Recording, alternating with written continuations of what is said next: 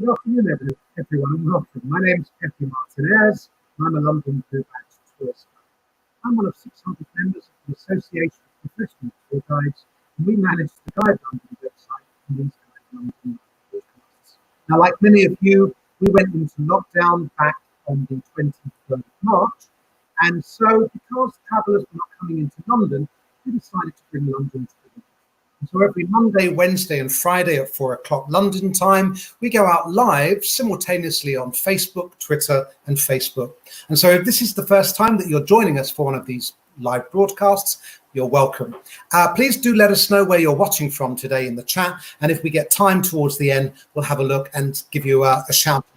Also, if you have any questions for any of our presenters today, please make sure you let us know. And of course, again, with time permitting, I will answer. Now, we realise that you're not able to come to London at the moment, and so with a view to this, about 2 weeks ago, we decided to launch virtual tours on the Guide London website. And so what we're going to be doing today is highlighting a number of virtual tour options that you might want to try. Now, we don't ever think that a virtual tour will replace the real thing, but we do think that maybe it can whet your appetite and give you an idea of what the real thing might be like. So you can travel restriction at the end, London will be at the top of your list. And so I'm going to invite three of my colleagues today. I'm going to invite the lovely Vicky Bailey, Fiona Lucas and Antony Robbins to join us today. And they're all going to give you just a little taster of 3 different virtual tours. Good afternoon, everyone. Hello. Good afternoon, Pepe. Now, Vicky, you're going to go first. What do you have in store for us today? I'll be telling you about the secret areas of the City of London. Fantastic. We do like a few secrets. And Fiona, you're going to be taking over. What do you have in store for us today? I'm not doing anything secret at all. I'm going for one of the most recognisable bits of the London skyline, Tower Bridge. Oh, quite possibly the most wrongly named bridge in the world as well. I'm sure you'll be telling us. Possibly. And then you're going to be handing over to Antony. Antony, what do you have in store for us today? Let's go for a walk on the dark side, Pepe, to Bankside, which is that bohemian little quarter just on the other side of the water from the City of London. Oh, we like the idea of a walk on the dark side. I look forward to that. So, Antony, we'll see you in just a little bit. Thank you. Fiona, we'll see you in just a little bit. Okay, over to you, Vicky, and we look forward to the secrets of the city.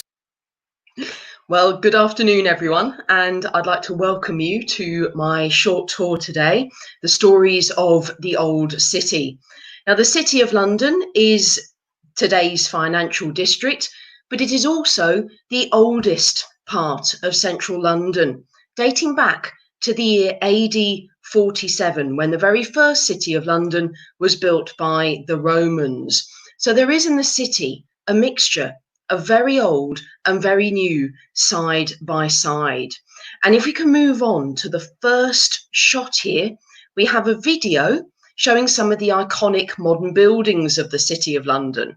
Below us is the Gherkin, the pickle in the US and Canada, called that because of its shape, just there.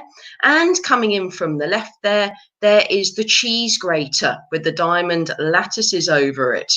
Just over the road from the cheese grater is a very new building, the Scalpel, with the triangular shaped roof there. Again, called that because of its sharp edges. And finally, we have the walkie-talkie, which I'm going to tell you a bit more about in a moment. But tucked in amidst all of these buildings in this part of the city, you have secret churchyards, you have alleyways, passages, historic buildings, and all of them have a story. So I'll be telling you about a few of them. But to start off with the walkie-talkie there. Now, there was a bit of a disaster when the walkie-talkie was being built 7 years ago. The side of it that we can now see, the darker coloured side, actually curves over towards ground level. And on the first hot sunny day, a bit like today, the sun bounced off the highly reflective glass and focused on a point in the road below. And on that spot, there happened to be parked a Jaguar. By the time the owner returned to his car, the heat reflected off the walkie-talkie had melted the panels, the little Jaguar badge, and the wing mirrors. He was not happy. The building was renamed for a while, the Walkie-Scorchy, the Death Ray, or the Fry Scraper, whichever one is your favourite. They've since then put up awnings on this side of the walkie-talkie to stop the sun from having that effect. So you can now safely park your cars anywhere nearby. But now, just next to the walkie-talkie, there is actually a building which is completely different in its appearance. And here's an image of it here on the left-hand side. This is the main surviving building on Philpott Lane, and it is famous for one thing in particular. On the right-hand image there, you'll see these two little brown mice, or appropriately, my mouse is pointing, and between them is a piece of yellow cheese. Nobody knows why this is on this building. One story is that when it was being built in the mid-19th century, two of the workmen had a fight because one accused the other of stealing his sandwiches for lunch. And in the fight, they fell off the roof and were killed, and it apparently later emerged it was the mice that had been eating the sandwiches all along. So it was remembered by putting this little sculpture up. But there's no evidence whatsoever to back this up. So it may well have been that they just decided to put it up there for a bit of fun. Whatever the reason, it remains today the smallest sculpture in the City of London. Now, just a few minutes walk away from Philpott Lane and the walkie-talkie, we have the spectacular ruin of a 300-year-old church, St Dunstan in the East. Now, St Dunstan in the East was built over 300 years ago by the famous architect Sir Christopher Wren, whose image you'll see appearing on the top right-hand side of the screen there. Now, Sir Christopher Wren's most famous work is St Paul's Cathedral, but he also built 52 churches within the City of London. However, St Dunstan in the East here was destroyed through air raids in the Second World War, and now it's just the walls and the tower that remain. And instead of rebuilding it, they converted it into a public garden. And I would really recommend that if you're in that part of the city, you go there to have a look, because it is an oasis in the middle of all of the chaos. Now, again, just a few minutes away, still on the eastern side of the City of London, we have a series of alleyways just off the main roads of Cornhill and Gracechurch Street. Now, the entrances into these alleyways are sometimes so narrow that you can walk right past them on the main roads and not even notice that they're there. But once you are in, this is the kind of thing that you'll see around you. So looking at the picture on the top left, you see the little reddish coloured building there. That is actually the site of London's first ever coffee house, called Pasca Rose's Head. Now, Pasca Rose was the Turkish servant to a City of London merchant, and apparently his coffee was amazing. So much so that his master set him up in business in his own coffee house here in the year 1652. Now, this coffee house became so popular that they started being built up all over London. And see the image just appearing below Pasca Rose's Head. This is an image of the inside of Lloyd's Coffee House in the same area, but you tended to find that people working in the same business met in the same coffee houses to discuss their business affairs. So a lot of them went on to become actually well-known financial institutions in the present day. Lloyd's, for example, there went on to become Lloyd's of London, the insurance company, and Jonathan's Coffee House nearby went on to become the London Stock Exchange. Pasca Rose's Head today has become the Jamaican Wine House. So from one popular drink to another. On the right-hand side, this alleyway just further along from Pasca Rose's Head, Castle Court, has this yellowish building on the left called the George and Vulture. And that is a restaurant that was founded there 200 years ago. Before that, there was an inn on that spot dating back to the 1100s. But the George and Vulture had some quite well-known clients, and one of them was the well-known 19th century novelist Charles Dickens there. He went to eat there quite a bit, and he also placed some of his characters there, including Mr. Pickwick from his first full-length novel, The Pickwick Papers. It was also in these alleyways that he set part of one of his most popular short stories, and that was A Christmas Carol with the miser Ebenezer Scrooge. It was in these alleyways around this section that Scrooge's counting house was set. So a lot of history in this particular maze of alleyways there. Now on to the last image I'm going to show you. This is the honestly absolutely spectacular again Leadenhall Market, which again is just over the road from the alleyways across Gracechurch Street. There has been a market on that spot since the 14th century, but this particular one that we're looking at now was rebuilt in the late 19th century. Now, if you have an outlet in Leadenhall Market, the colours of the market are red and gold. So no matter what the colours of your business are, if you have an outlet there, you have to go with the red and gold theme. Now, quite a famous personality connected to the history of the market was a goose called Old Tom, who 200 years ago became the market pet. Now, this was quite an achievement on his part because goose meat was a very popular meat to sell at the market at the time. But Old Tom survived. The market's sellers gave him scraps of meat from their stalls. And when he died, they actually closed up the market for a day and had a funeral in there for Old Tom. And he's still buried underground within the marketplace. A more modern famous personality who also has a connection is Harry Potter, because in the first Harry Potter film, The Sorcerer's Stone or the Philosopher's Stone, it was in the market that Harry and Hagrid knocked on the wall and were able to enter Diagon Alley that way.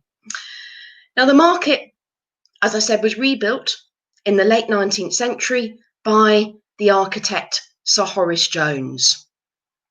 And this leads me on to our next presentation, Tower Bridge, because Tower Bridge was Sir Horace Jones' probably most famous piece of work. I'd like to thank you very much for listening to me, and I now pass you on to Fiona. Thank you, Vicky. Yes, Tower Bridge, also designed by Horace Jones, and I'm delighted to tell you a little bit about it today, and also to share with you a bit of what a virtual tour about Tower Bridge might be like. It is absolutely one of the most recognisable bits of the London skyline, and we can, if you're looking across London, you can see it kind of between the Shard and the dome of St Paul's there. St Paul's quite small on the right. But let's take a little fly around the bridge.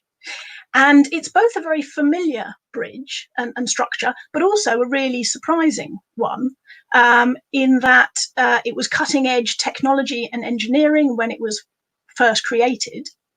I think that, okay, so the fly around we might not be able to do. Let's see. Oh, it might work. There we go. This could be the moment. There we are.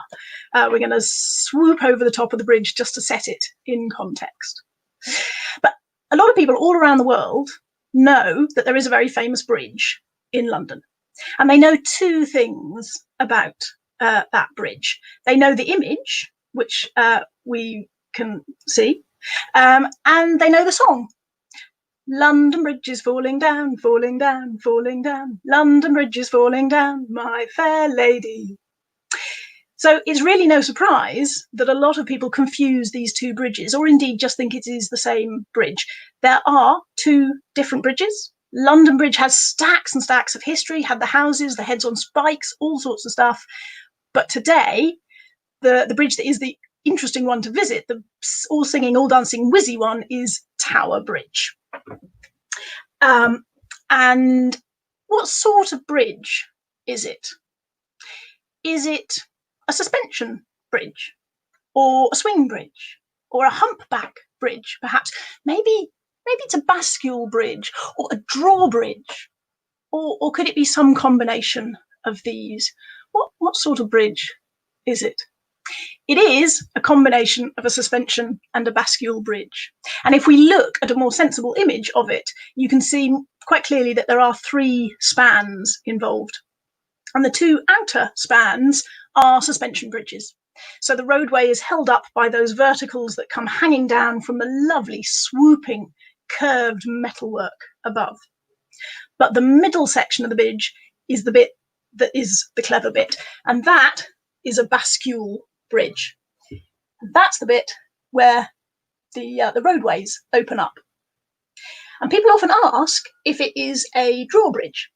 Now, if it was a drawbridge, you would have a piece of string or rope or chain coming up from the middle section, and it's by pulling that you would make the bridge rise up. So the bridge is drawn up by the chain. That's why it's called the drawbridge. What we have at Tower Bridge is the bit that we can see, the roadway, which weighs about the same as 43 London double-decker buses, carries on into the base of the tower. And there's a bit there that we can't see, which is an enormous counterweight. And that also weighs about the same as 43 London double-decker buses. And the whole thing just pivots on the middle. If we have any French speakers watching in today, you'll know that bascule is the French word for seesaw. And it works just like a seesaw. It doesn't take any more effort to raise the bridge than it does to lower it, because it's in balance in both of those positions. And that means that they actually have to have bolts to lock the roadway to keep it flat. Now, if this was a virtual tour, at this point, when I'm kind of face to face with you, what I would do is check if you've got any questions. We could have a little bit of a chat, we could interact more. And it's quite hard to get across on these broadcasts just how interactive and sort of conversational a virtual tour can be. So I just wanted to kind of highlight that little chatty element. But today, back to the bridge. And this is a piece of film which I took from standing right in the middle of Tower Bridge, so just where the 2 bits of roads join. And what I wanted to show you was actually the gap between the balustrades. And I love that you can see the river really clearly through this. You can drop your credit cards through that gap. It's about 1 inch across. But if I edge back across the pavement, then we get to this bit here where you can see there's one solid bit connecting the 2 roadways. And that is one of 4 bolts that locks Tower Bridge in place. So if you want to open the bridge, the first thing you have to do is make sure there's nobody on the middle section. And this is a photo from the late 1940s, when that would be a much easier job than it is nowadays. It's astonishingly little traffic. You can see all there is, one lone 78 bus and a couple of people walking across. But so what you do to open the bridge is you change the traffic lights, you shut the gates, then you make sure you have time to let people walk off the bridge, and then you can open the bolts and you can start to bring up the roadway. And on this next picture, you can see the gates are shut, the traffic light is red, and the road is starting to rise. And actually, by the time it's come all the way up, it's almost vertical in front of you if it's a full lift. And it is a astonishingly lovely sight. It's such a good piece of engineering. It's a really magnificent sight especially when you're right up close like this. But not always a welcome sight. In 1952, a man called Albert Gunther was travelling over the bridge, and he was on the middle section. He was heading for the middle, for the join, and he realised that the bridge was starting to move underneath him. And he thought that he had a very short amount of time to make a decision. He had to choose between putting his foot on the brake or the accelerator. He wasn't walking, he was the driver of a number 78 double-decker bus with 20 passengers on board. And I'm going to tell you right now, it all went relatively okay. Nobody was seriously hurt. Gunther broke his leg. That was the most serious injury. But I want to show you a piece of film of Tower Bridge opening in real time. So while you're watching this, imagine a bus driving up towards that middle. Gunther chose the accelerator. and the bus had to effectively jump across the gap. Now, watching this bit of film, you can see that nowadays both halves of the bridge rise at the same pace, so they're about level at the top. In his day, luckily, because of the way the hydraulics worked, the roadway on the southern side started to move just a little bit before the northern one. So actually, when the bus got to the gap, it was more of a 4-foot drop down to the northern roadway than it was a jump across. And like I say, nobody was too seriously injured. There was one of the passengers on board that day was a 7-year-old boy. And the staff at Tower Bridge have recently managed to track him down in his 70s. They've gone to have an interview with him, and they've recorded what he remembers of that day, and it's going to be part of the display in the bridge in the future. And for visitors now who visit the bridge, that will be one way that they can connect with the past, with the events that have gone on there over the years.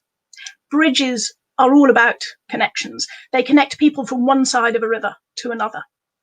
And these virtual tours, these are bridges for us at the moment, because they're the one way that we as guides can connect to you in your homes around the world, wherever you are. And particularly today, my job is to connect Vicky on the north bank of the river in the city with Antony on the south bank. So, Antony, over to you. Thank you for connecting us so beautifully there across into Bankside, London's other side. I'm Antony Robbins, Blue Badge Guide, broadcaster, former director of the Museum of London. I'm going to take you today to one of my favourite parts of the city, Bankside, just nestled the other side of the river from the City of London, a former industrial zone, home to smelly industries, brewing, vinegar making, animal hides, drying in the sun, all this sort of smelly stuff, wafting away from upmarket St James's and Mayfair and the West End. And what I love about this former industrial area is, rather like the meatpacking district in New York, this is somewhere that has been reinvented but still has a bit of grit in the oyster. Let's have a little look at a picture of Bankside so we can see what we're talking about. Now, you have to imagine you're 1,018 feet up in this shard of glass. Once the tallest building in the European Union, now the tallest building in Britain, the work of Mr. Renzo Piano. And if you look down by the railway lines, you can see possibly the most famous building in Bankside, which is Southwark Cathedral. And this is where Mr. John Harvard, founder of Harvard University, was baptized. And it's also where Shakespeare is buried.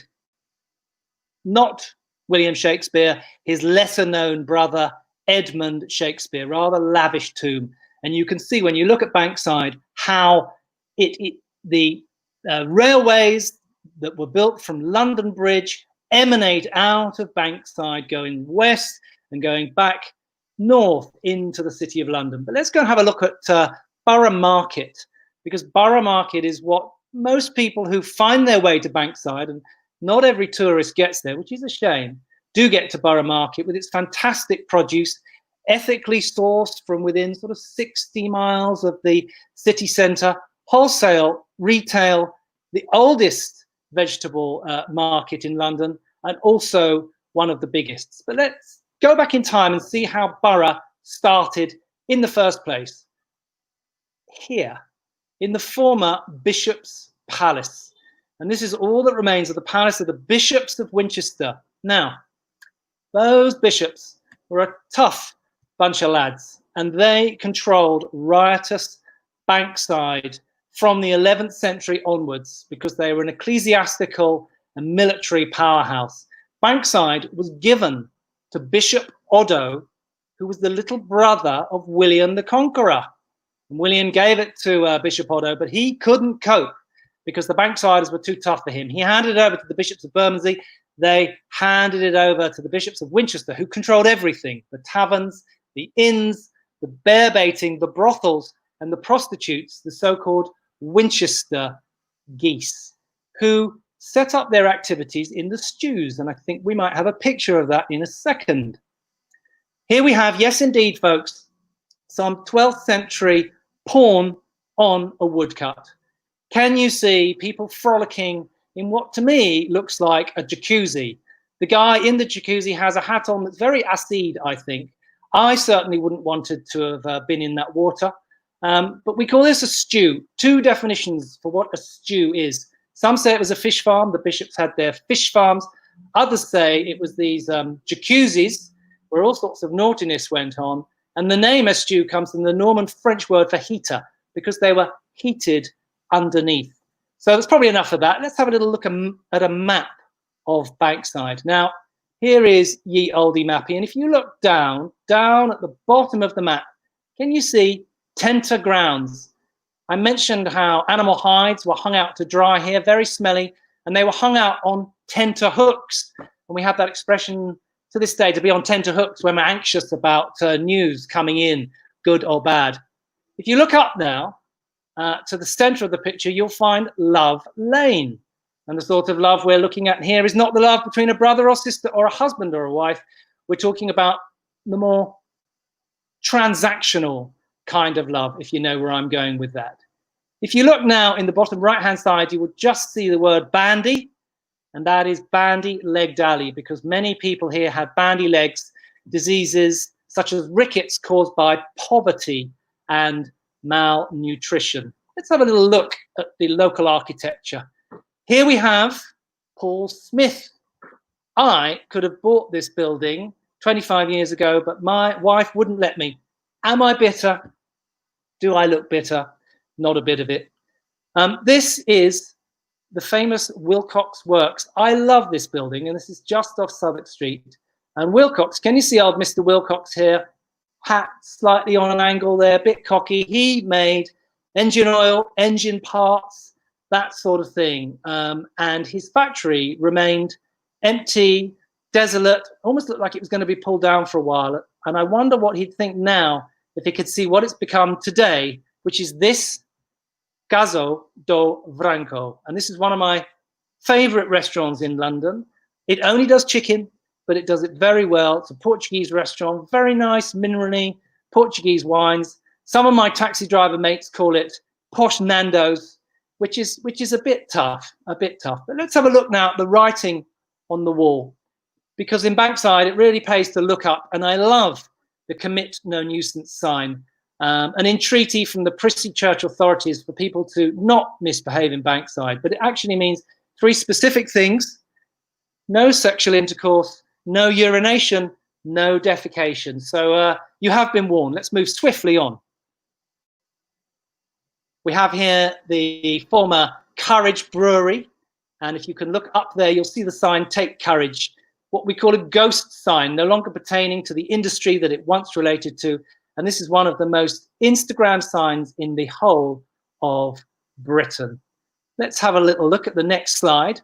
And here we have Fagin and the Artful Dodger, because this is a place that celebrates both heroes and villains. You'll all know these characters from the 1963 Lionel Bart musical and film, Oliver, by Charles Dickens. We've already heard about Charles Dickens, and his dad actually was here in the debtors' prison, an area famous for its debtors, its prisons, and indeed for Charles Dickens, I should say, himself. Let's have a little look at how people got around back in the day, because this is Southwark Bridge. But in the 17th and 18th century, there were no bridges. So the Uber drivers of their day had to bring people by boat. And here we can see both the waterman's steps where they'd park their boat and the waterman's seat where a waterman would park his bottom waiting for a next fare. Let's have a look at the other building that's put this place on the map. This is Shakespeare's Globe. Sam Wanamaker, the famous actor, brought this to life. And back in Shakespeare's day, ladies were not allowed to act on the stage. Young men had to take female parts. And some of these young men became very adept at moving around the stage in the Shakespearean ladies' costumes. They became the queens of the drag. And thus, ladies and gentlemen, Bankside gives the world the drag queen. So let's go on next and see one of our final places on our tour today, All Hallows Church, Southwark, built by George Gilbert Scott Jr., not a very famous architect. He had a famous dad, but he had a very famous son, Giles Gilbert Scott, who built the telephone box. And this particular building was destroyed by these, which are German incendiary bombs in World War II. Sad to see that go. And I think we've come to the end of our tour now, until we might just stop at one last place, which is actually the Crossbones Cemetery. One last look here. And this is where those Winchester geese, those unfortunate prostitutes, were laid to rest outside of church grounds. And this has become a shrine to the outcast dead. And there is a candlelit vigil once a month here, outside, of course, of these very strange pandemical times. So I'm going to say goodbye. I've been Antony Robbins, Mr. Londoner. It's been great seeing you. Thank you for listening. Do come again. And in the meantime, please commit no nuisance. Thank you. Thank you, Antony. That was great. Let me just bring Fiona and Vicky back in. So lots of lovely comments in the chat, as you'd expect. Julie remembers actually seeing the Waterman's Seat when she came to London for a meeting. Yeah. We've got people watching from all over the world today. Got somebody in from India, quite incredibly. Caroline Piper suggests that Fiona, that's the best description of a Bascule Bridge that she's ever heard. We should charge her for that description. Let's have a look at a few more here. Oh, so Bodil, who is one of our, I think she must have watched every single episode that we've done. She was just talking about how much the skyline has changed over the last 40 years. Now, on that note, Vicky, what is your favourite spot in the City of London? I think it's got to be those alleyways just off the main roads of Cornhill. I actually can't remember the last time I walked along Cornhill itself, because I always take the detour to go through those alleyways. They're so atmospheric around there. That's definitely my favourite. Is the city one of your favourite places to guide? It's my favourite place to guide. Yeah. Okay, on that note, I'm just going to put your website address up there, londontourguidevicky.com. So if you want to book Vicky direct, you can go directly to her website. Now, moving on to Fiona. So I love that bridge. It's quite incredible. And I've been stuck on that bridge, waiting for it to open a number of times. And I'll never forget my first time. The bridge started to go up, the gates came down, and I just thought, oh my gosh. Other way round, Pepe, other way round. Gates first, then yes. The bridge. Yes. Oh, it's the heat, it's the heat, it's the heat. The gates first, then the bridge going up. But, you know, the clients thought it was the best thing since sliced bread. They were so excited, and I'm sure you've experienced the same thing. Absolutely. And many's the time. I used to get a bus home across London Bridge quite often, and I'd be sitting on a bus full of commuters, Tower Bridge would be opening, and people would just be reading their newspaper, and I'd be thinking, come on, look, Tower Bridge. I know, it's amazing, isn't it? You know when someone's a tour guide, when they kind of, it's very true, we least appreciate what we see every day. Yeah. So it's fun to see London through tourists' eyes. I think it really refreshes kind of the city for you. Now, if you want to book Fiona direct, you can go to the guidelondon.org.uk/guides/Fiona Lucas, and you'll find Fiona. And then last but not least, coming to you, Antony. So do you have a particular favourite place in Bankside that you like to show people? Well, yes, I do particularly love the Crossbones Graveyard. It's a rather spooky place at night, and if ever you go along to the candlelit vigil and see what the final resting place of those Winchester geese, it is quite sad and quite moving. People have tied little mementos to the railings there. Quite a special place. And what I love about it is it's a bit of instant London folklore. There's no marketing campaign behind it. It just happened, the shrine to the outcast dead. Fantastic. Now, if people want to find you, you've got your own website, mrlondoner.co.uk. Now, ladies and gentlemen, as I said at the beginning, we don't think a virtual tour will ever replace doing it in the real world. What we do hope is that we have just given you a little taster of possibly something that might fill the gap whilst you're not able to travel to London. Now, what I would like to do for you is actually just show you the Guide London website. And so if you go to guidelondon.org.uk, you'll be on our front page. And if you look at the top of the website, you can see a link to the London virtual tour page. And that will take you to our newly created page. You can scroll down. There's lots of different suggestions for different themed tours that you could book. And then once you've got an idea of what you'd like to do, just fill in the form at the bottom, put the date that you'd like your tour, and then submit. And that will go to 3 different guides who hopefully will reply to your inquiry within an hour or 2. So it's been an absolute pleasure to share some little London virtual tour extracts for you, just to give you a little taster. So I'd like to thank Vicky and Fiona and Antony for showing us around today. Enjoy the rest of your day, ladies and gentlemen. Don't forget to share this broadcast with your friends. Stay well, and thank you for watching. Thank you. Bye. Bye-bye.